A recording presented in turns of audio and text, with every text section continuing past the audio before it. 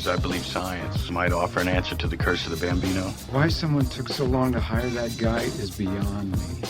Anybody who's not tearing their team down right now and rebuilding it using your model, they're dinosaurs. One of the great things about money is it buys a lot of things. One of which is the luxury to disregard what baseball likes, doesn't like, what baseball thinks, doesn't think.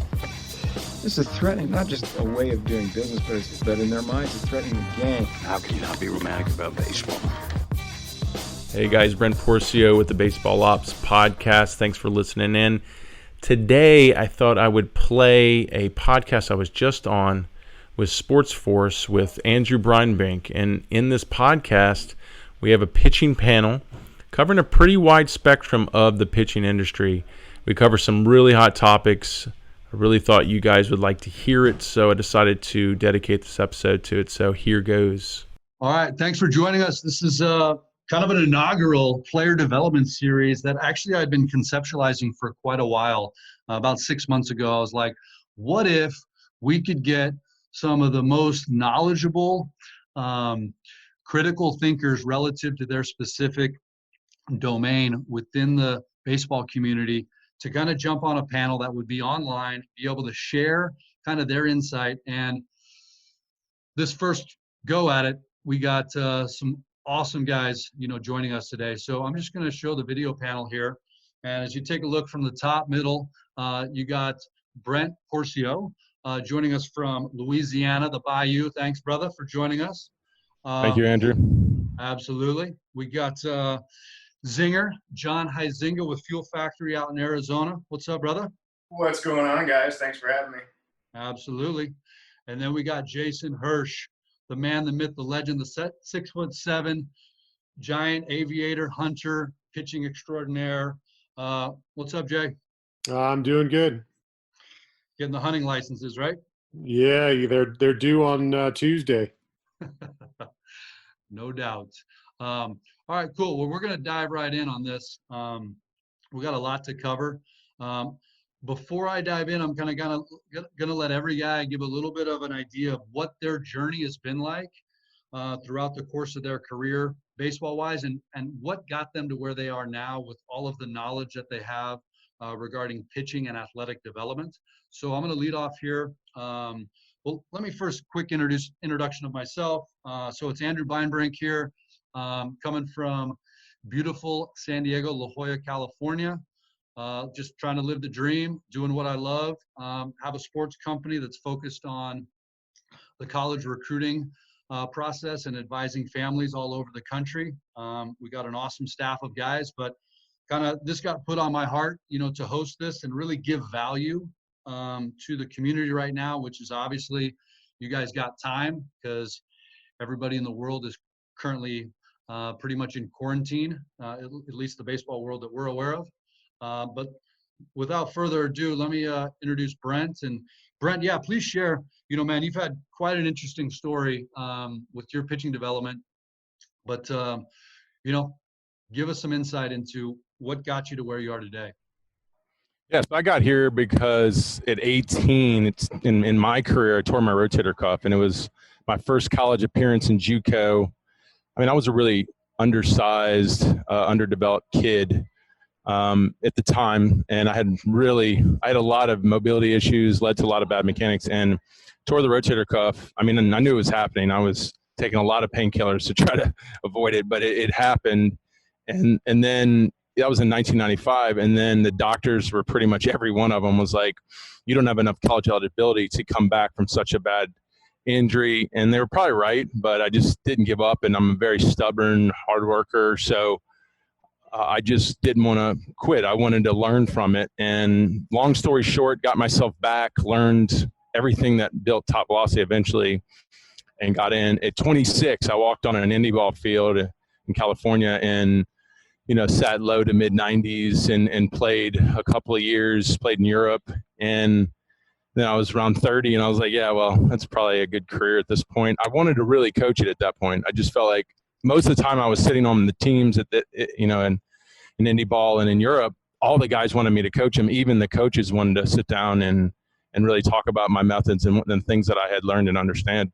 And so I really I transitioned into a coach at that point and put all this online and my methods and my training methods, because I had some really unique and different biomechanical approaches. I had some very different lifting approaches. A lot of it's controversial. And then, really quick, I wound up consulting with major league teams and using my evaluation systems in their scouting departments, and then just kept working with guys, and I've worked them with all levels, and that's where I am today. So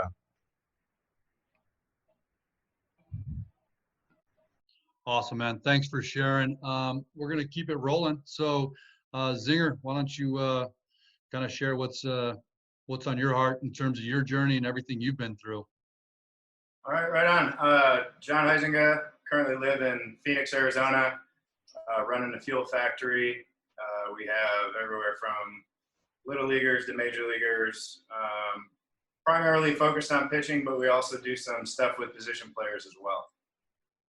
Kind of my baseball journey, I guess I started playing at Michigan State.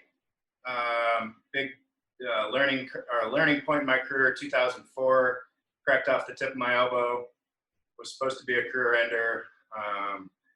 Really kind of dove into the mental side of stuff, the nutrition side of stuff, and then started learning from, guys like Fletch and Brent and Wolforth and other guys that were just, leaders in the game, and guys that had stuff like, especially, meeting Brent and going down and training with Brent was a big turning point for me, just athleticism wise, and focusing on a lot of the stuff that challenged me. So, nowadays, still trying to be a student of the game and just learn as much as I can about the human body, about the mind-body connection, all that stuff. But excited to share some more later. So thank you. No doubt, man. We can dive deep. I know you got it in you, brother. Jason, kind of share your story, dude. It's another unique one. Yeah, thanks for having me. Went to D3, Cal Lutheran University, drafted in the second round out of there by the Houston Astros. Came up through the minor league system with them, got to the big leagues, and then they traded me off to Colorado, where I currently live now, and I played for about 2.5 years with the Rockies. Ended up injuring my rotator cuff in spring training 2008, ended up tearing it in 2009 after they traded me to the Yankees. And I spent the better part of the next 2-3 years just kind of working my way back. Outside of organized baseball, I played indie ball down in Amarillo. They traded me down to El Paso. And while I was in El Paso, I was really questioning whether or not I still wanted to play baseball. But I was having a hell of a lot of fun teaching baseball to the younger guys that were on that team. So decided to change hats, took off the player hat and put on the coaching hat, and started that journey here in Denver. Started working with youth athletes, providing arm care programs, basically teaching what I knew, which was the Jaeger sports program. And one of my mentors is Alan Jaeger. And then my students really pushed the envelope for me and kind of helped open my eyes to some additional training methods out there. Ended up working with some of the driveline guys up in Seattle. And so we integrate a portion of the driveline program. We use the Jaeger sports program. And then one of my instructors also had some knowledge in the Florida baseball ranch program. So we've kind of taken various aspects of all three and combined them into our own training philosophy and our own training program. And so we currently work with majority high school, college athletes. We've got a handful of pro guys, and we still work with a lot of youth athletes as well, because it's really important for us to instill those good training habits at a young age so that as they get older, we can have a little bit more fun with them. 100%. I mean, each one of you have a unique story in terms of how you got to where you are today. Each one of you are working with college level, professional level, high school, youth level athletes. And what a kind of like science experiment, right? To deal with the different types of mental, emotional makeups, to deal with the physical flexibility, mobility, to deal with, just how quickly they can learn and pick up new patterns and just new hacks to their development. So For anybody listening right now, whether you're a player, parent, coach, we're going to tackle some hard-hitting topics that I think are really relevant to where everybody is right now. And this is all future, relevant kind of evergreen topics as well. So we're going to kind of go through these. We just kind of touched on the whole personal baseball development journey and where everybody was at. I want to kind of go back in the same order. And Brent, why don't you lead it off and give us about, just 60 seconds around what maybe some at-home training advice is that you're giving to some of the players that you work with all over the country. Sure. At home is, I think more guys need to, I know it's a financial thing, but more guys need to build at-home gyms or garage gyms. We were FaceTiming a D1 pitcher at LSU the other day to see what he was doing, and he was training with, basically an infomercial device. So it's like, if I could just get these guys, some of those things are expensive. If you could turn that into a barbell and some plates or some dumbbells, I think that'd be a better investment than getting into a lot of these trinkets. But I think that's the thing. I'd maybe take this opportunity is build a garage gym, build an at-home gym. If you're going to be in this game, as long as you'd like to be, you're going to use it again. There's going to be times where you'll need it. So I think pushing guys to do that. We have remote training for that with similar equipment, but I think that's where you need to be. And then also too, you need to be working on biomechanics. So take this as an off-season approach right now and work on drills and learn your mechanics. See how well your kinetic chain is moving and optimizing and how what things you can improve on. So that's what you do with an off-season mentality. You got to come in and go, okay, what things do I need to get better at? And if you don't have the eye for that or the analysis that you need, then you reach out for a coach and give you that analysis. And then you just take this time to work on that biomechanically in the gym, physically getting your anatomy and your body to a better place, to better implement those movements. I think that's what guys need to be doing now, taking this as the extended off season. And if you don't have the equipment because you're out of your gym, you need to find a way to build it home. If it is getting creative and hand making it, I think that's better than getting on infomercials and buying, gadgets. So. With that being said, Brent, what would be 3 basically, pieces of equipment that you would say these are the 3 things that are most important in your opinion?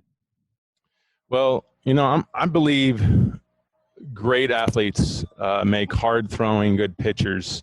It's not everything, but as far as the body that it takes to be elite, you really need an elite body. And the more elite you can develop your body athletically, the more successful you're going to be. So I think a barbell would be key. Just getting a barbell, learning, like we use an Olympic method, and the Olympic method is a very athletic method. Learning how to move the barbell efficiently, sequencing it through these Olympic movements would be huge. So getting a barbell, getting some rubber plates, and then if you're going to get into the tools, I love the King of the Hill, the force plates for driving the plate, learning on how your lower half works. I love even like Big League Edge, VeloPro's harness. Any harness I think really helps kind of learn the hips, learn the lower half. I think that's a huge piece. If you look at the science to pitching healthy and pitching at a high level, is learning your lower half. So those are some great tools for it. Also like med balls. We use a med ball approach, a 2-handed med ball approach to use an overload principle without putting a lot of torques on the arm. So I like using the med balls to then teach the kinetic chain and optimizing the kinetic chain. So those are the tools we use in our programming. So. Absolutely. Thanks for sharing that, man. All right, Thank Zinger. you. Zinger, open it up, brother. So some at-home training advice and some tips and tools that you would recommend.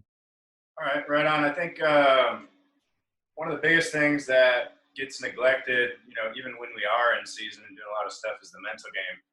So what I've been recommending to a lot of my guys, especially if they can't get in a bullpen to throw a bullpen or their throwing program, is basically to go through, do some breath work, and then do some visualization. Take yourself there in your mind. And, obviously the physical training stuff, I think there's a lot of stuff you can do at home. Body weight, I love the barbell stuff, the med balls. I think there's a lot of stuff we can do at home. So, both physical and mental, and then, ideally interlacing the two and, going through and seeing yourself do it on field. Yeah. So just briefly walk us through, because we know the power of visualization. We've talked about this at length at different times. We've linked up in person. So walk us through maybe a quick set of prompts that a player can kind of talk them through if they're closing their eyes and they're going through it, whether it's, verbal out loud prompts or just a mental prompt. A lot of times we'll start off with like a simple box breath where you're going to inhale, let's say for 3 seconds, hold for 3, exhale for 3, and then hold for 3. And we'll either lay down or stand up, and just that breath is going to move with your focus. So you're going to go from, you're going to inhale, bring those pinkies together. You're going to hold for 3, then you're going to exhale for 3. If you're laying on the ground, you're going to let them go all the way down. But you'll do each finger. So you're basically practicing being focused in that exact present moment, which, as we know, on the mound, that's what, you have your elite performance, and it's because you're there, you're focused beyond, obviously your preparation was a big piece, but your best performances are when you're out there and you're in laser tunnel vision mode. So we'll basically take them through, 1 to 2 sets on each finger, and then go ahead and close your eyes. Or it's actually, once you get good at it, you can do it with your eyes open, where you basically just visualize and see yourself in that moment, like it's right now. Versus, like, I think a lot of times when I first started doing visualization, it would be something that was, down the road, or I'd have an easy time, hey, I'm going to recall my last really good outing or some good pitches. And I think, taking that to the current moment is something that there's a lot of power in that. So I know that's something I used, in the off season when I was injured, but also sometimes during the off season when I didn't have throwing partners or catchers or whatever, I would just go to that theater of the mind, if you will. Absolutely. We can dive down the rabbit hole as well.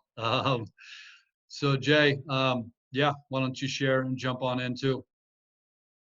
Sure. So, I think those are all great ideas from both Brent and Zinger. Get some weights if you have access to them. Breathing exercise, visualization are great. I think this is a time where guys need to get creative. I've seen guys on Twitter, squatting with hogs on their shoulders because they live on a farm. I've seen guys utilize hills at a park or up in the mountains. You can throw football around. You can go to the park and long toss with a buddy. I mean, those things are still very, very applicable to what we're trying to do. You're trying to keep your arm in shape. I'm a big long toss guy. So, if you can get out there and chuck a ball around, throw the ball. In terms of having a piece of training equipment that I think is extremely valuable in this time, I think the Jaeger bands are one of the cheapest, most effective tools that an athlete can have right now. You can hook it up just about anywhere in your house, in your garage, around a pole. You can utilize the different varying resistances for some exercise stuff. You can do some mobility work with it. You can long toss with them, or you can just do some general arm conditioning with it. If you want to do more kind of weightlifting stuff and you don't have access to your preferred training facility, a 24-hour or a home gym or something like that, again, you're going to have to get creative. Do a quote unquote prison workout where you're going to have to find heavy things and hold them, or walk around your neighborhood, or go find a hill to work on. But this is a time when you're going to be really challenged in terms of what your creativity is. You're effectively kicked outside of your comfort zone. And in this moment, or in this time right now, you've got to find a way to get comfortable being uncomfortable. And so, working the mental side of the game is extremely important. I think the breathing exercises that Zinger just mentioned are fantastic, and they should be utilized on a daily basis, because it's probably one of the least practiced aspects of our game. We all know about weightlifting, we all know about throwing, but very few of us actually sit down and close our eyes and either practice listening to our breath or visualizing those things that we want to be better at.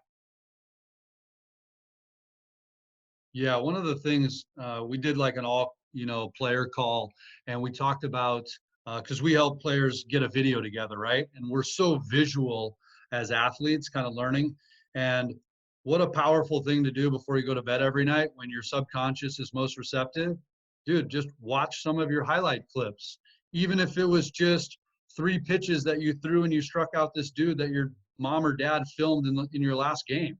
Whatever it is, if you're able to use this time as an opportunity to just see yourself at your best over and over and over again, dude, that's going to help you when you get ready to get back onto the field and get in season. So, all right, next one we're going to hit is kind of online training technology, for remote training. So many of you guys have delved into now because you have players all over the world and all over the country that you work with, is being able to work remotely with someone, walk them through some video, do even a FaceTime bullpen, et cetera. I'm just curious how each of you are using technology right now to serve and work with your own players at the moment. Brent, why don't you kick us off on this one? Definitely. Technology is a big part of how I run the training.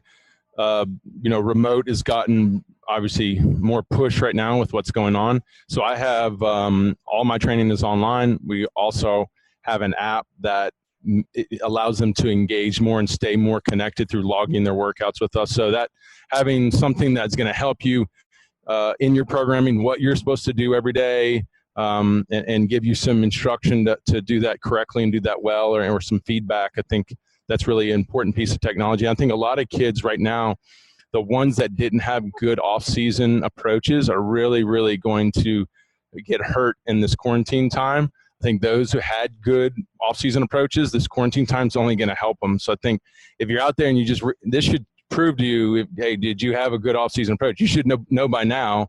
And maybe it's a time to start learning and developing that. So, getting some type of online programming right now, remote programming, or get a coach that's willing to do remote training with you. That's huge. Other piece of technology, I'm a biomechanist. I love biomechanics. So I've always tried to find the cheapest way to get this, motion capture, so I can tell the consumer they can go do the same thing. Don't just watch me do it, get it and do it yourself. You can get the 4D Motion Sports. You get the 2-sensor system right now for around $400-500, and you can start capturing hip to shoulder sequencing. You can move it around on your arm. You can start to see how your body's working, and you can study biomechanical systems like I have to really understand, how is this supposed to work, and am I doing this correctly? What could I work on? I think that's a great piece of technology. And then the other ones are like, the ball tracking stuff. Like, I'm a big fan of the Biomechanics. I think they've done a good job at delivering a $100 ball with a Bluetooth inertial sensor to give us spin rates, to give us horizontal brake and vertical brake and spin efficiency and stuff like that. I think that's another key piece. If you're connecting the biomechanic technology to the ball tracking technology, there's so much you can learn and work on right now, and then you'll probably need a coach to help you really understand it. And that's where you should be right now. If you're not doing that this offseason, you're really not a serious pitcher on my end, or a serious baseball player. That's the way I look at it. Yeah, it's a good point. No doubt about it. Zinger, why don't you dive on in on the next, the same topic? All right, cool. Technology-wise, with our remote programming right now, basically it's going to start off with guys submit a video of their bullpen, or for our hitting guys, a video of their hitting. And then we're using an app called Team Builder. So I was building an app for a few years, and then Team Builder kind of came in as a good alternative as far as the calendar system for me. But basically building out checklists for guys. I'm a big checklist guy. So whether it's nutrition, or it's a thought of the day, or it's, some mental work, been really focused on that part of the game.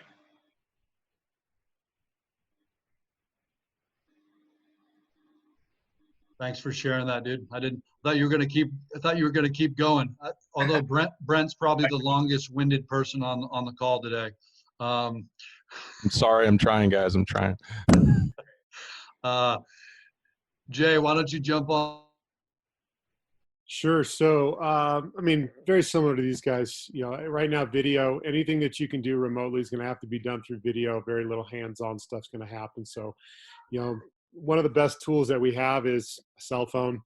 Being able to take video of yourself doing whatever it is that you need to do. If you need to do some pitching mechanics, you need to do some hitting mechanics, just take video of yourself from the side, from the back, of your swing, of your pitch, whatever it might be. And then, we're utilizing, something like Coach's Eye, where we can sit there and break it down, draw pictures, annotate on it. We can talk to it. And we can just go over things with our athletes. Zoom meetings like we're on right now have become very popular. They're actually a great, very powerful tool that we can connect with our athletes. We can do our visualization stuff with them through here. We can also talk about mechanics. We can go through the screen share and we can look at videos. We can go through the screen share and we can annotate on stuff. We can look at some comparative stuff. But yeah, it's right now the technology is basically limited to, how can we communicate with one another remotely, and whether that's through an app where we're, taking videos and annotating to it, or we're chatting with each other face to face like this, or just on a phone call. But those have become the most powerful tools for us. And then, again, trying to figure out ways to be creative with what we want to do, where you don't have access to, some of the tech and some of the training methods that you were utilizing, as a player at your preferred training facility. 100%, 100% on that. And we've been telling that to more and more of our athletes. It's like, okay, so just because you can't get to a facility, just because you can't get to your high school field, that doesn't mean that you can't get better. There are ways, I said this earlier, when we have constraints, the best performers in the world will always innovate. If you're not innovating, you're dying, period. It's the laws of the universe. Everything innovates. Animals have to innovate to stay alive. Plants have to innovate and find sun and water, and our root systems innovate, as trees to stay alive. So as a player, in essence, your growth, your trajectory of your development is going to be in direct comparison to your ability to innovate. Hands down. Got me on a soapbox there, fellas. So yeah, cool. Let's move on to, this is a huge, what do you call it? Provocative, as Will Ferrell likes to say in that song with Kanye. So provocative, biomechanics versus pitching theory. And we have, a pretty provocative character on this call with Brent. So why don't you kind of dive in, because this has been kind of a theme for you for quite a long time. I'll let you take the floor, brother. Yeah, I guess I like to deal with stuff. I mean, I think as a coach too, your job is just to pick on people at the end of the day. It's really your job. So I guess I like it a little too much. But, I guess I brought up this talk, but, with pitching, and if you just get on Twitter, you can see a lot of this. But, a lot of the Twitter battles in pitching and what's the right way and what's the wrong way, you see a lot of theory. And the way I looked at it was, for me, after I hurt myself, a lot of the theories just basically said I was done.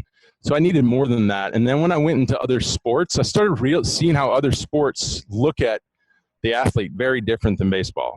And then I started saying, okay, well, what's the real truth here? And then the truth at the end of the day, we start going into science. We start going into things that are really concrete. So, and the science is always, more is coming out, more is coming out. We're better understanding, better technology, but there is a lot of scientific information and data that breaks down the pitching delivery. I mean, it's endless at this point, what has already come out. And I've studied that for 15 years, or probably past that. I was studying it in my career, especially after the injury. And then I started laying out what is my understanding, or how am I going to break this down from the first movement to the last movement. And then that's how you start capturing movements, measuring movements, and then understanding the sequencing and the timing of how the whole thing starts to work together. And then that's the biomechanical understanding of pitching. And it's very different than a theory on how you think pitching works, or what worked for you. And getting into a lot of, not that they're bad things, but like cues or feeling, I typically steer more towards measurements and what's happening and what the science is showing. So it's created almost two worlds of pitching instruction. You have a world of biomechanics, which you don't even have to be a pitcher. You could just get an expert, that has a PhD in biomechanics, and he's going to have a real strong understanding of pitching movements. And then you're going to get a player who played for a long time and probably very successful. He's going to have a very different approach. And I think it creates good debates. Now, I'm going to swing more towards the scientific side just because it's measured. A lot of it is proven. They've washed out a lot of the theory because they've shown what's correlating. But there's still a lot of good information on the other side because there's a lot of experience over there. So I'm just curious in how the other guys on here look at it. I swing more towards the biomechanics side. I'm just wondering where they look at it. So. Well, yeah. Well, I know we got three different personalities here, so let's let Zinger kind of dive in on this next. All right. So, I mean, I definitely see the value to both sides. I think it all ultimately starts in the mind. So I think it's a combination of all of it. Obviously, some of that stuff is measurable. Some of that stuff is not measurable. As far as the pitching delivery, I feel like biomechanics has helped us maybe get rid of a lot of the old stuff that we were told, whether it's, whatever, point the ball to second base or, whatever. A lot of different things that were basically proven to be, inefficient or inefficient. So, I think for my guys, as much as it's maximizing the athlete. Biomechanically, obviously, the way you do anything is the way you do everything. So I think when guys are pitching, ultimately, if they see the last foot of flight and then they let it happen, it's different than if they're up there, trying to think of every piece of it. So I kind of call it going beyond mechanics, where yes, you have to have the understanding and you have to have the foundation of, okay, how does it work? How is it supposed to work? What am I doing versus what could I be doing?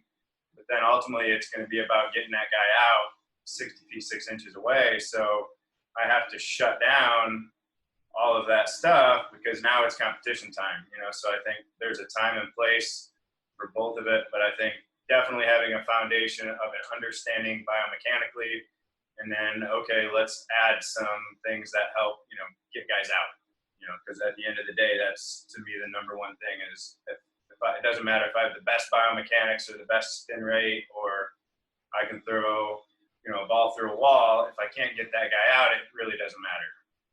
So kind of went full circle there, but. Yeah, no, good points. I mean, you're right.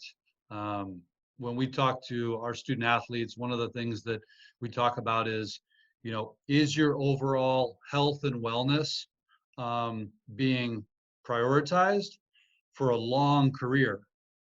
And the biomechanics and the frameworks of, how your body moves, needs to be tailored on an individual basis with kind of an overall framework of how hitting, pitching, fielding, and everything work. But ultimately, if you have that framework, then how are you going to be able to perform? Because at the end of the day, when the rubber meets the road, it's like, who can execute in high pressure situations and, help their team win the pitch, win the game, win the inning, whatever it is. So, all right, Jay, why don't we let you kind of dive on in? Sure. So, baseball is a game that's rooted in a lot of tradition, a lot of history, very old school. You have kind of black and white, right? You've got a sect of people that think this is the way it's always been done. This is the way it should always be done. And then you have another group of people that are pushing the boundaries, whether it's a guy like Brent or Zinger or, the guys up at Driveline or Jager or any of those guys that have introduced some new things to the sport that were considered or are considered controversial. And it's very black and white, right? You either believe it or you don't believe it. And we get into these battles all the time, whether it's on Twitter or Instagram or social media, whatever it might be. You could be a weighted ball guy. You could be an anti-weighted ball guy. You can be a swing up guy. You can be a swing down guy. You could be a long toss guy. You could not be a long toss guy. So it doesn't seem like there's a whole lot of gray area in between. Or a lot of compromise that people are willing to take. And I think that's really important that, you can still push the boundaries of biomechanics with pitch theory, and you can still keep some of the old traditional stuff that we're used to, right? There are some things that are absolutes in the game, certain things or positions or movements that you have to do in order to have success. But we've allowed science now to creep into the game and show us that there maybe is a more efficient way to do things. There is a slightly better way to do this, that, or the other. Is it 100% every single time?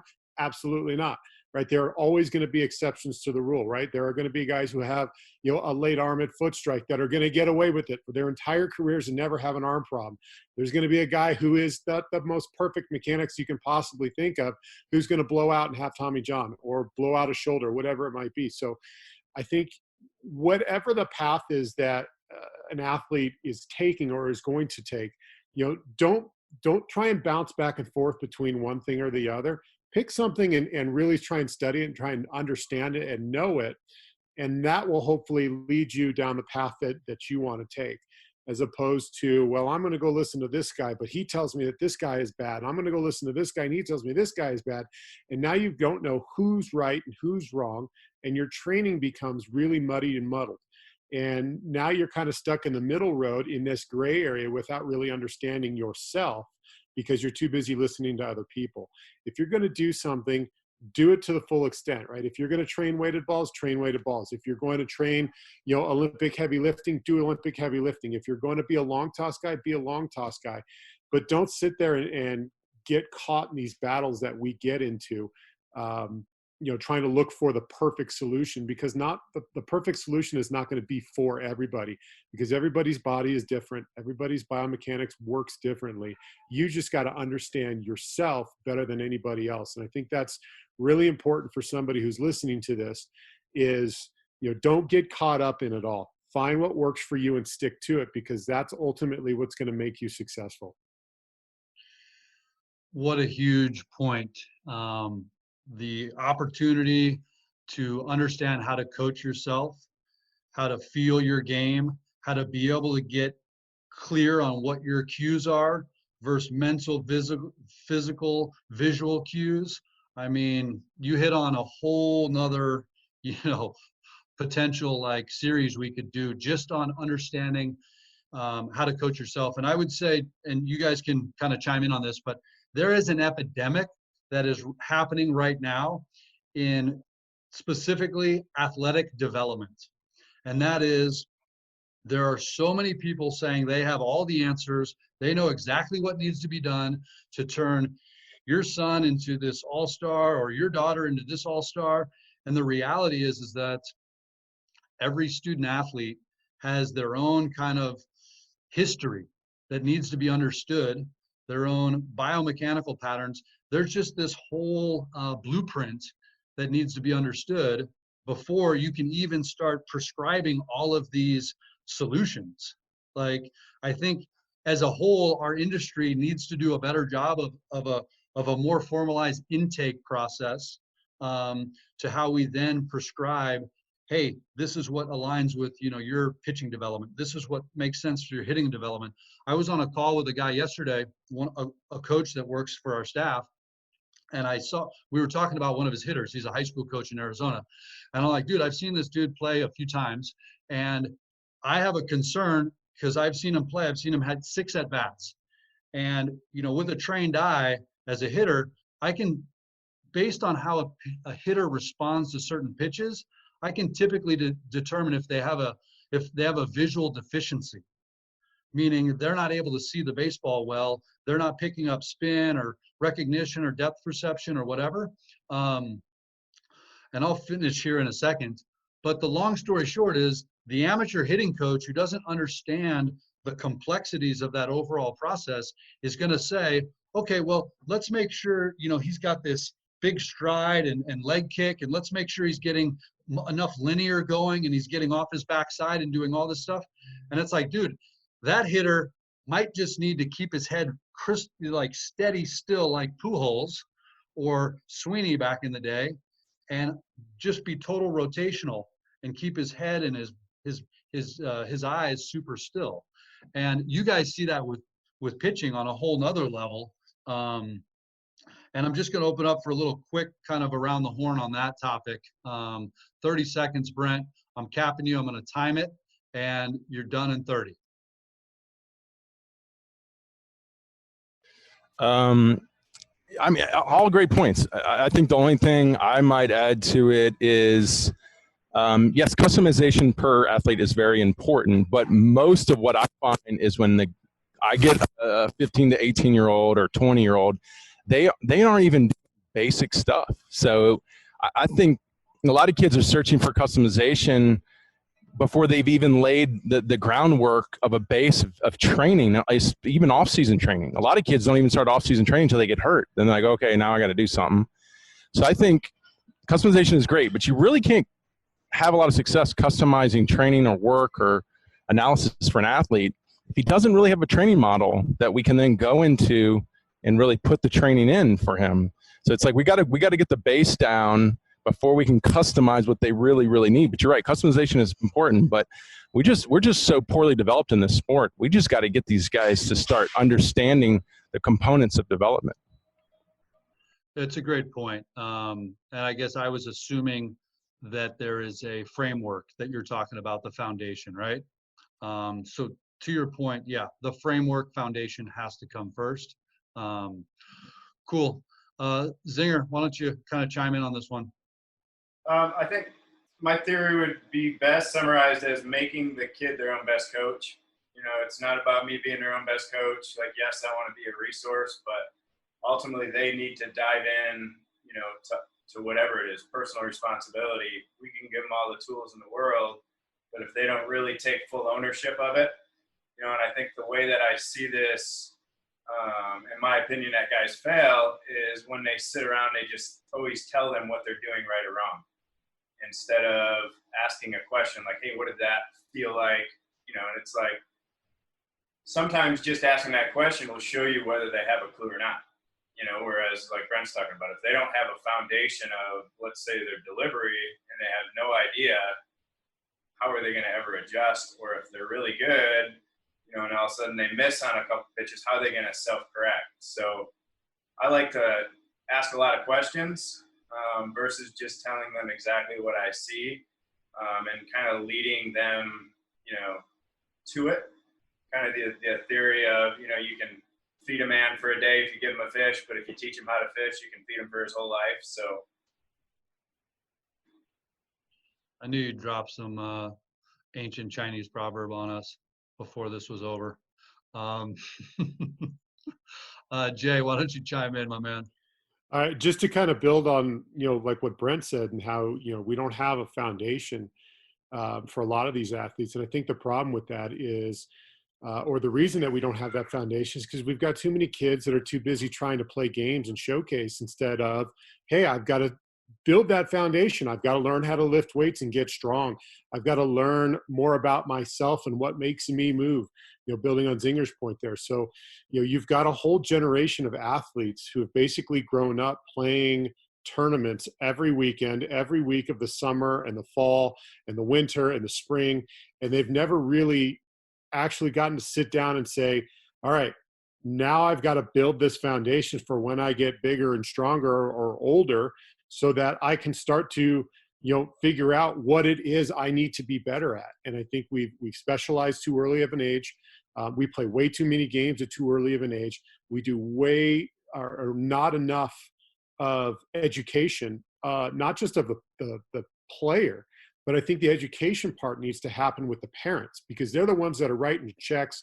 They're the ones that are driving the kids, you know, to the tournaments and living vicariously through their sons and daughters, right? Instead of them going and doing that, let's just say 12 weekends for the summer.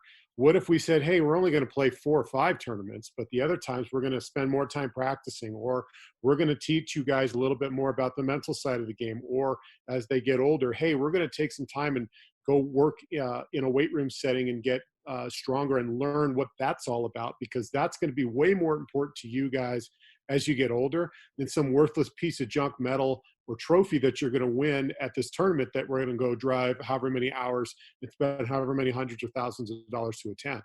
So I think the foundation needs to start much earlier, and that will put into place what you're able to do later in their careers, where guys like Brent and Zinger and I can get a hold of them and really capitalize on what it is specifically they need. But without that foundation, we've got to start all over. And sometimes starting all over happens at 16, 17, 18, 20 years old. And now you're running out of time.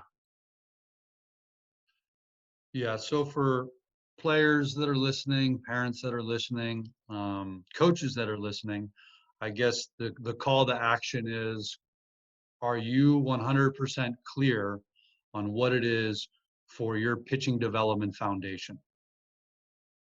And if you're not, then you're going to need to get connected to the experts that do know, whether they're in your region of the country or you find them online. And I would say this, as a parent, we have an epidemic that's going on that not a lot of people are talking about still, and that is single sport overuse injuries and, just candidly, people blowing out. It's still not talked about enough.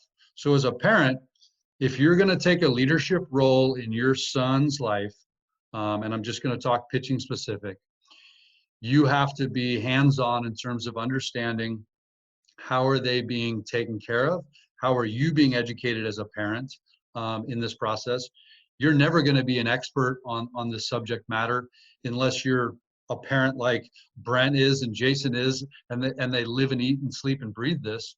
But if you're not, the livelihood of your kid's baseball career is based on them having this foundation that these guys are talking about. Just full stop on that one. All right, let's move on. And we've kind of touched on this, so maybe just elite pitching development. We can do kind of a quick, around the horn on that, and then we're going to dive in a few other deeper controversial topics as well.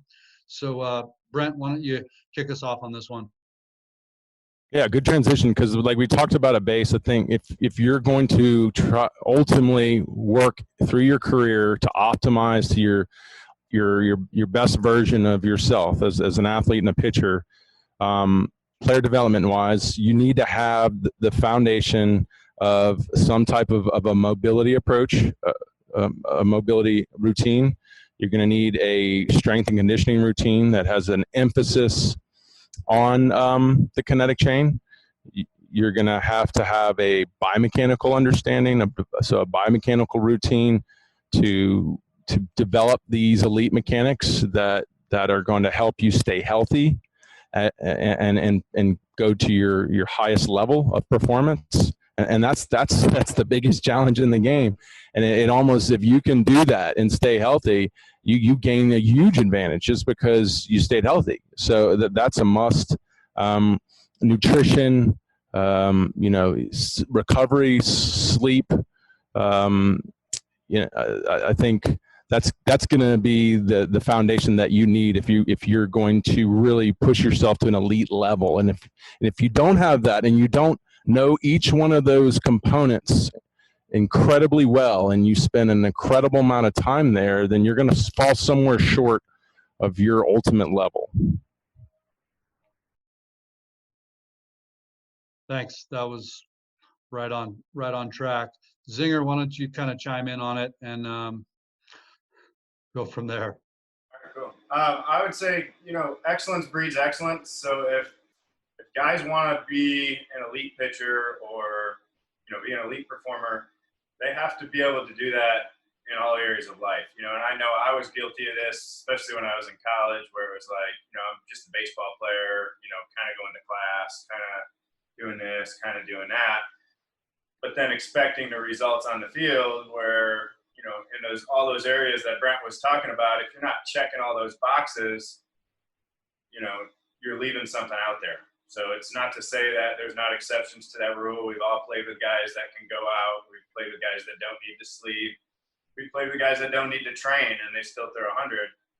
But as far as, I think at the end of the day, we're all going to be done playing the game. And I think if you can reflect on your career and you have peace that you left it all out there versus, you know, man, I wish I would have done that, or I wish I would have done that.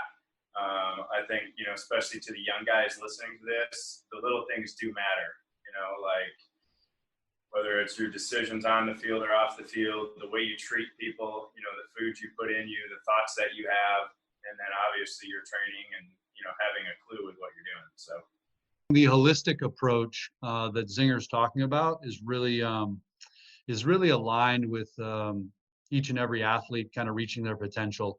And I got into a long conversation with a gentleman in Arizona who works with a lot of professional athletes. And we have some amazing role models right now that are building, you know, just universal legacy level careers. And we'll talk about two really quickly right now, and then we'll move on. So you got Tom Brady, right? Which if you haven't studied Tom Brady and what he's doing on a day-to-day and month-to-month basis, off-season, in-season, he would be a really good role model to look into.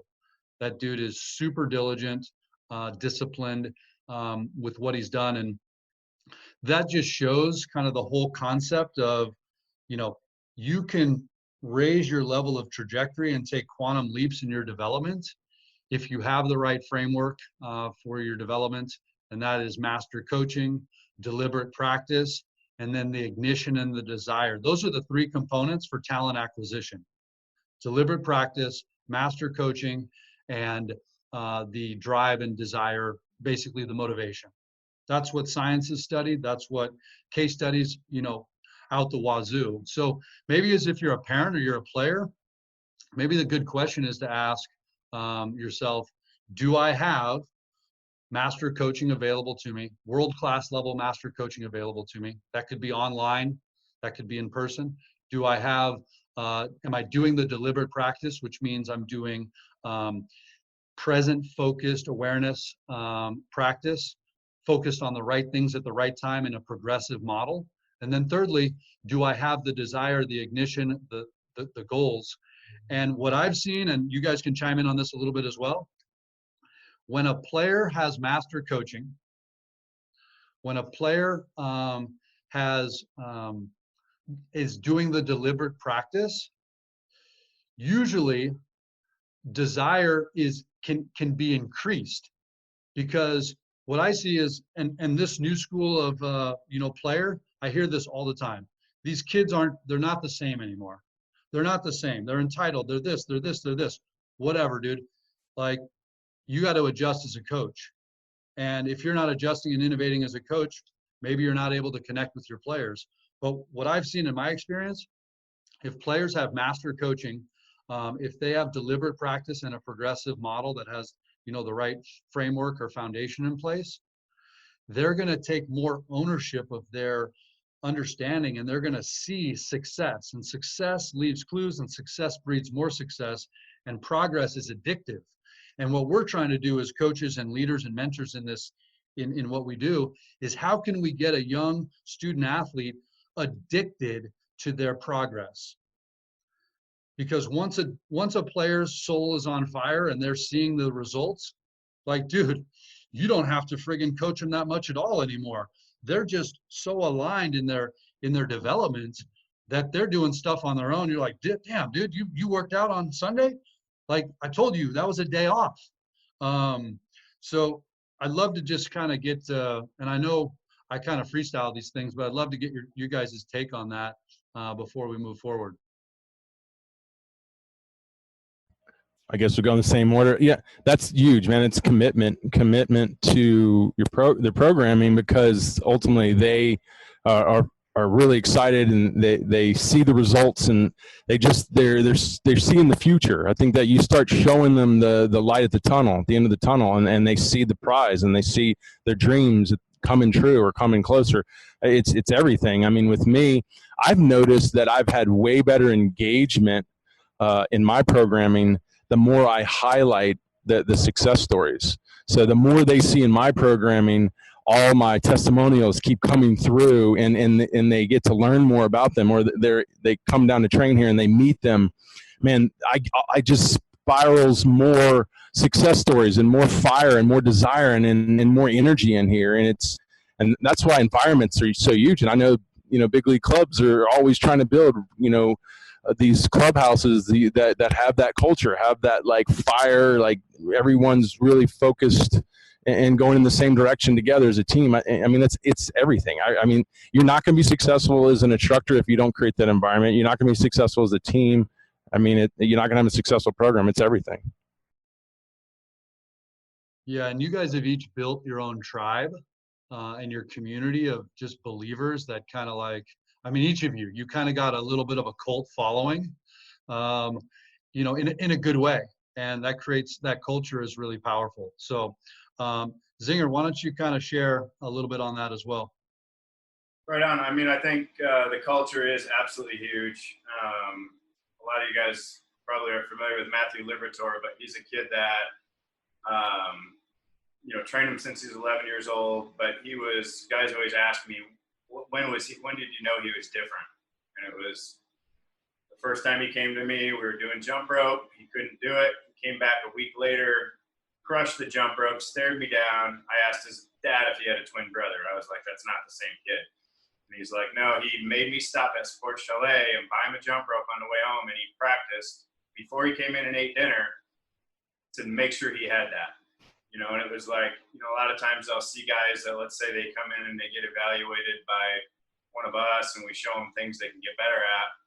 A lot of those guys, they take it as they lose confidence because there's something they need to work on. Whereas Matthew had always, just like you were talking about, it inspired him. Like, he kept going and he kept wanting to get better. And he made me a better coach with the questions that he would bring, because part of it's he's left-handed and he's very wise beyond his years. But, those questions, help, build the culture that we have now, where it's like, we had between 30 and 35 pro guys in there this off season.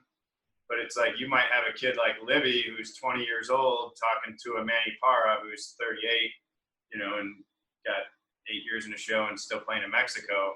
But I mean, you hear guys talk about all that stuff, and it is inspiring. And you see guys that, they're continuing to work on their craft. Now, not everybody's like that. I have guys that show up too that it would blow your mind, the lack of things that they do, and they're still very, very good.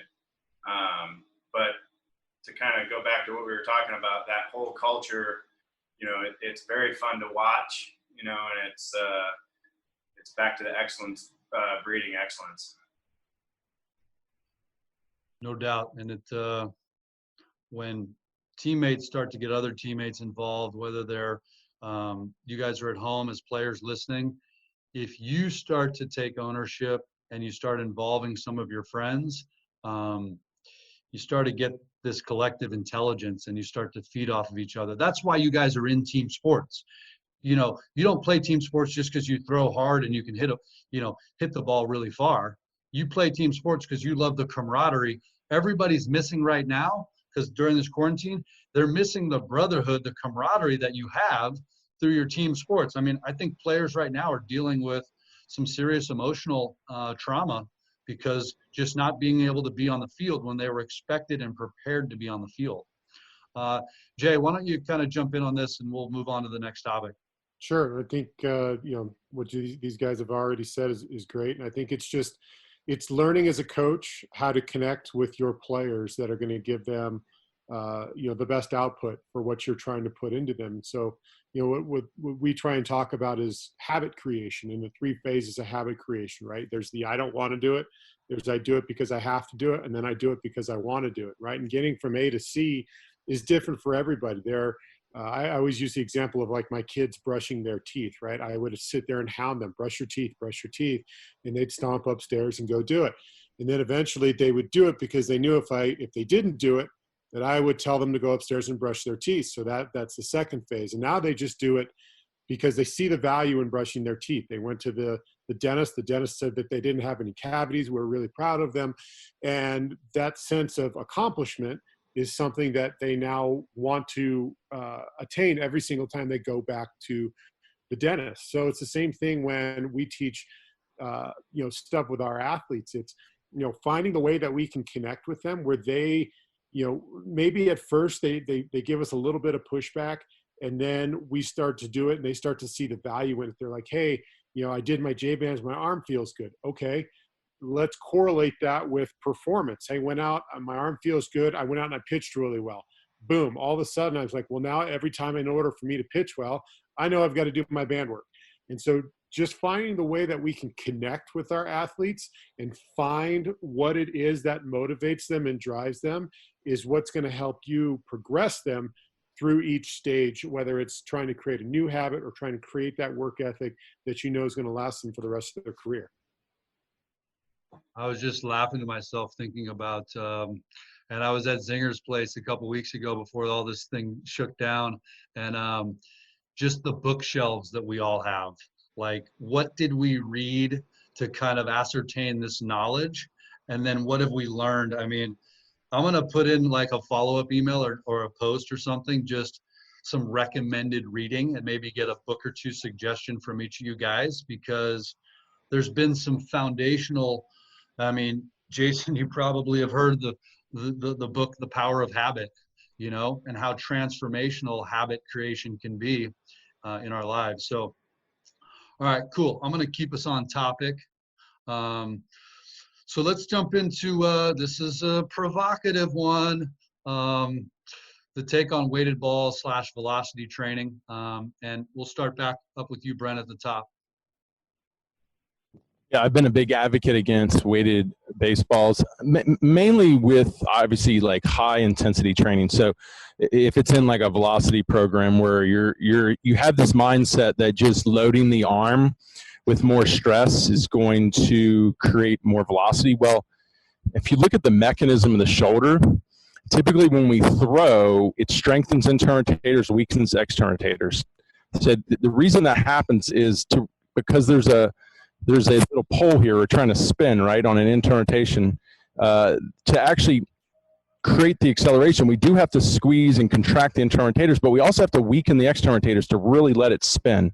So that's why we see with pitchers, they have weaker external rotation strength than the average public, is because that releasing or weakening of the back shoulder to allow more spin in the humerus for arm speed is, it gets the job done, but over time it leads to injury. So that's why, if I could say, okay, guys, there's another way to do this, and the other way is probably something you've never heard about, but it's called the kinetic chain. We can also create energy to the ball by pushing energy up our body, like jumping and running. If we can use that energy, what happens is we don't have to dive into this arm speed mechanism, which study shows, just as you learned it, that it's going to eventually lead to injury. So if we can bring some kinetic energy into it, then we don't have to sit there and rely on this mechanism that is just, it's inevitable. We're going to eventually get hurt. And then on top of that, if you're using a weighted baseball approach, it's putting even more stress, more torque, more reps into that. And that's my issue with it, is you're using a mechanism that I believe, if you're just using a mechanism, it leads to injury, and then you're putting more stress on that. So that's why I like to get away from the weighted balls. I think it's as much the mentality as I don't like the weighted balls. I mean, because I use an overload approach with medicine balls. It's just a two-handed approach. It doesn't allow you to go aggressively into external rotation. It more forces the arm to stay engaged with the body and use the kinetic energy, and it changes the mentality. It becomes a mentality of, man, how do I get my legs to work, my trunk to work, because I'm having a hard time throwing this ball with just my arm. And the problem is, I feel like when you grab a weighted baseball and you're trying to, crank it up, you're going, how can I get my arm to go faster?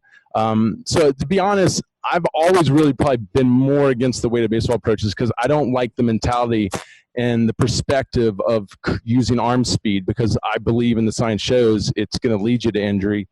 And I like the perspective and the mindset of a med ball approach, because it's going to engage more of the kinetic chain. So. Yeah, no, I get it. And obviously everybody's got different opinions. So Zinger, why don't you share a little bit on your end? All right. The weighted ball stuff that we do is typically your trampoline kind of stuff. I do like to vary for throwing programs, throwing football, throwing softball, and throwing baseball. I typically don't. I mean, I have guys who do some plyo stuff that they've done on their own. that's not really something that I do. I think there's other alternatives that I like more. I do like the 2-pound weighted balls. We do a lot of the med balls. We do a lot of stuff with a yoga ball too, because I see a lot of guys that can learn how to create more space and use their body better. Sometimes, especially certain guys with the smaller ball, they have a hard time with it. But if I give them a big ball, they can start to feel the space. So maybe like the mid-size Swiss ball, I think it's like 35-inch one, something like that. We'll do some stuff with that. But as far as weighted ball program, we don't necessarily do one. So. All right, thanks for sharing, man. Jason, why don't you dive on in as well? Sure. So I guess I'm the rare exception in this phone call that we do utilize weighted balls. We've been utilizing driveline protocols for the last 4 or 5 years in various forms, but I like to kind of think of ourselves as a very conservative weighted ball facility, in that, you know, we're not irresponsible in our training. I think a lot of people, when they talk about weighted balls, or what they see is the fun and happy and exciting stuff that you get to do, whether it's a high intent throw and guys hitting absurd numbers on radar guns. But what they don't see is the 4 to 6 to 8 weeks of progress that those guys made leading up to that, where they were literally just going into the facility, you know, going through building their reps, building their volume, incorporating that into, you know, a holistic approach with a weight room program that goes along with that as well, to help build the entire structure, not just, you know, one piece. And I think a lot of people just need to understand that there is a lot more that goes into it than just maybe what you see glamorized on social media, and that there are facilities out there that, you know, do take care, and they do, you know, like ours, where we, you know, at the any slight sign of soreness, pain, anything that there is that's going on, we're shutting guys down and saying, all right, what's going on? Is there something else that's going, is it a mobility problem? Is it a strength problem? Is there some kind of a prior injury or something that was, that's causing us to have these complications? So it's not just the glamorous stuff that you see online. And that's why, you know, when we bring guys in, we make sure that they are ready, that their arms and their bodies are prepared to go into this program, as opposed to let's just jump in there and throw everybody into this cookie cutter that has been designed, and somehow that's going to make us all throw harder and be better. And that's not right. You know, we talked about it earlier, that there's you know, that specialization and you know, blanket holistic approaches just don't work. You've got to be you've got to tailor each program to each individual. And that means, hey, I've got to say, do you have the strength to do this? Do you have any you know, underlying issues, strength issues, mobility issues, prior injury history? All that stuff plays into, you know, what we do with our training. You know, and knock on wood, thankfully, you know, we've had 100% success with all of our guys. Guys that maybe weren't having a ton of fun playing or training beforehand are now really enjoying coming to the facility and getting their work done. They're buying into the other approaches, whether it's weightlifting, sleeping, the nutritional side, the mental side, but they're all of a sudden, they're starting to buy into this because they're having more fun training in an ulterior style of you know, training that they're used to, right? They're used to just going to the ballpark and doing what the coach tells them to do. And I think that's where, you know, this, you know, weighted ball boom that you're starting to see, you know, whether you're throwing medicine balls down at Top Velocity, or, you know, you're throwing weighted balls up in Seattle at our place in Denver, people are enjoying it, having fun. But again, this goes back to our prior conversation of, do your research, make sure that you understand what you're getting yourself into. And if it works for you, that's great. Go for it. If it doesn't work for you, there are tons of other options out there. Right? There's a yoga approach. There's a long toss approach. There's a weightlifting approach. There's a med ball approach. Right? Everybody's got their way of doing things. Just make sure that whatever you do, understand what you're doing. Don't just follow along because some coach is telling you to do it. Thank you for shedding some light on that as well. One of the last topics, and we touched on some of it earlier, so we can kind of, you know, keep it maybe a little bit of a different point. But we talked a little bit about the technology, the remote training, and the video. So I just want to kind of get from everybody, Brent, if you're working with somebody that's remote, what video do you want from them to be able to work with them? Or what drills would you like to see if you need to see functional movements on video? Or if you did a FaceTime, call with a potential player that you're working with, just give us an idea of kind of how you're looking at things remotely. Yeah, I can do it simple with just a side view on them on the mound. Side view I prefer more than the back view, and see more the body covering ground and how it's covering ground. So I can give an analysis that way. The guys in my programming, they'll send me like their med throw videos in the drills. I can give analysis there, but I still like those side views. I think that's the best. I think a lot of kids want to give you those behind views, and I can work with them, but it's hard to tell how they're moving, how far they're striding out, when they're really, sequencing their hips into front foot. It's just hard to see that. You're kind of trying to interpolate it yourself as opposed to see it. So I like side views, video analysis, and I can give them a basic video analysis from that. So cool. Zinger? Basically the same thing, especially to start off. I like the side view, ideally game video, if I have a choice.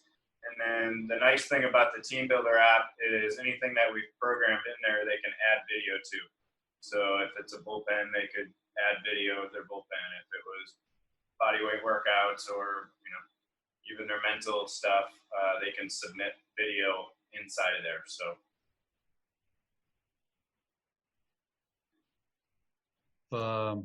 Yeah, Jay, why don't you kind of share on your end? Sure. Same open side if possible, from the side view, so I can see how the hands are working. Sometimes I do like having a back view just to see, what kind of line and direction is going on. If there's an upper body dump that we have to deal with, how the hips are working.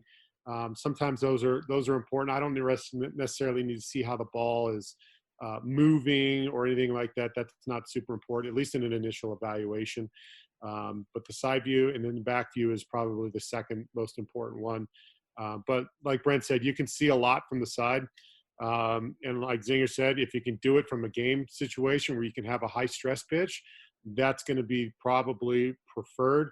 But a lot of times it's difficult to get something with clarity. It's, with the distance that you're working with, unless you've got, some high-tech piece of camera equipment where you can really zoom in and see that stuff. But, just in a controlled setting, an iPhone, iPhones and Galaxies and cell phones just in general, they have such good video quality now. Even the slow motion stuff is really good. And you can really dive deep and pick out things that you may not have been able to see a generation or two ago from a cell phone camera. So, very, very simple. Everybody's got one in their pocket. They can utilize it, to their advantage. Absolutely. Well, let's just do one final round the horn, kind of any final, takeaways from this conversation, as well as, what you're working on right now, kind of where people in the community, parents, players, coaches can find you and what it is that you do. So Brent, why don't you take it away? Yeah, I'd like to talk more about what Jason was talking about. I really liked the perspective of having fun in all this. And at the end of the day, there's like Jason was saying, there's so many different ways of doing this. And it's, you need to find the one that works for you. And more likely, that's the one you're going to enjoy the most. So it's not saying, which one is right. It's just which one fits for you. Which one do you like? Maybe you would have gotten better results if you did the other one, but you might have hated the process, So I think we do have to keep the fun in this and study everything. And also, like Jason said, don't bounce around. Pick one and commit to it. Show the coach, the instructor of the program that you can commit and you can really put everything into it to be successful with it. But ultimately, you're right. Find the one that fits for you, that you'll enjoy, and that you're really excited about it helping you. I think that's what this is all about. And I'm at Top Velocity. You can find me anywhere on social media at TopVelocity, TopVelocity.net. I got some free courses, TopVelocity.net/100 mph, 100 miles per hour. Little free course you can go through and learn. But I'm on Top Velocity on social media. And I want to thank Andrew for this. Really appreciate being a part of this. Really love what you guys do with SportsForce, so thank you. You got it, man. Glad we were able to organize this in a short time period.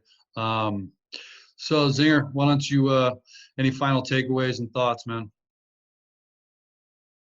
Just in this, especially in this time of uncertainty, control the things we can control. You know, focus on the things like your attitude, your outlook, and especially your preparation right now. You know, it's easy to be a victim right now.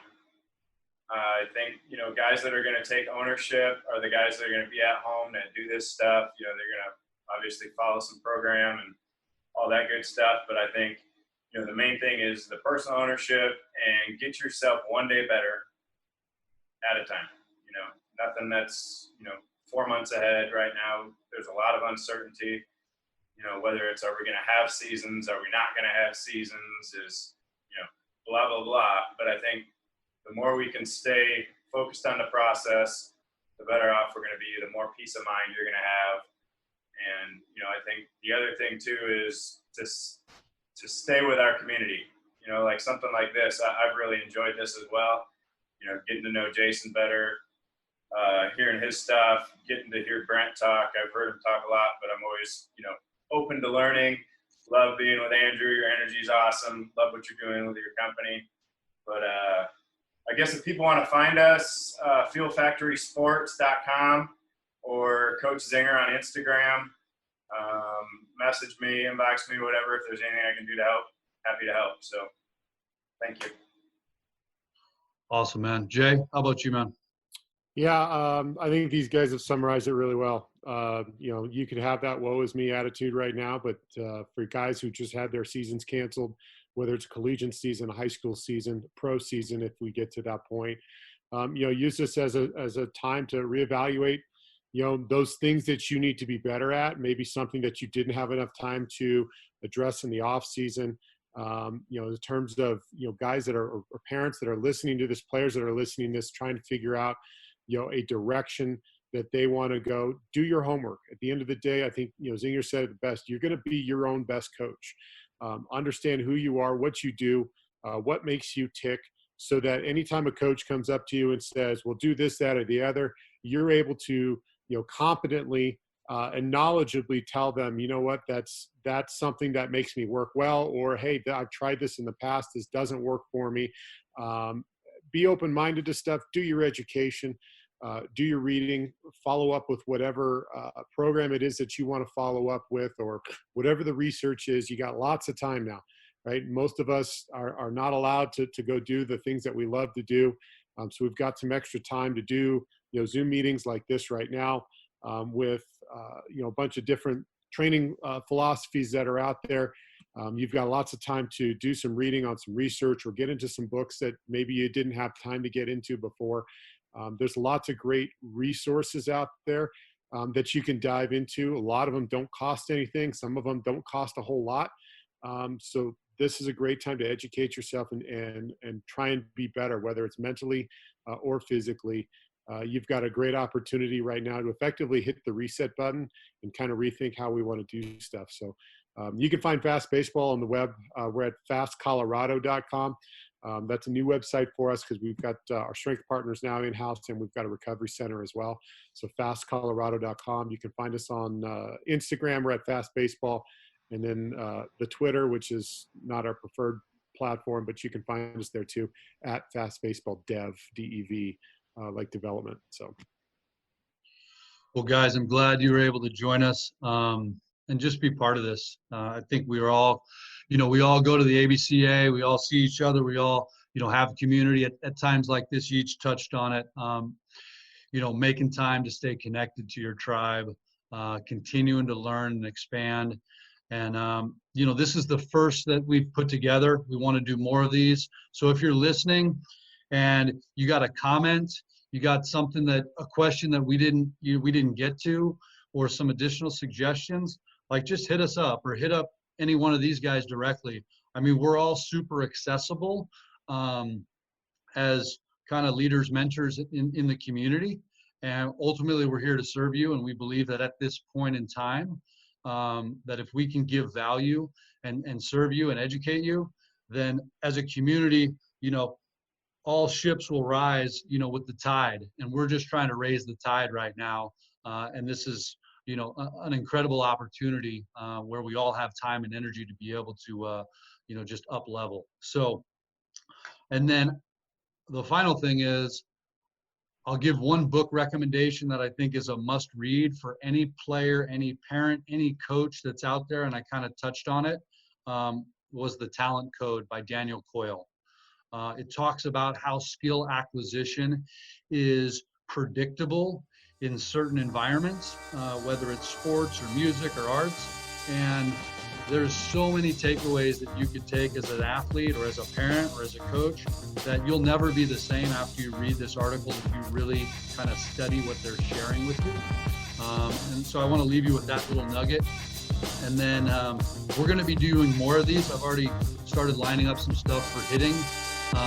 And we're going to dive deeper into pitching as well. So just thanks for joining us, and look forward to to the next program that we run here. Guys, thanks for your time, man. You guys all crushed it as usual. Again, all right? Rock on, brothers. Thanks, Andrew. Sounds good. Thanks, dude. You got it, man. Thanks, fellas. Okay. Yep.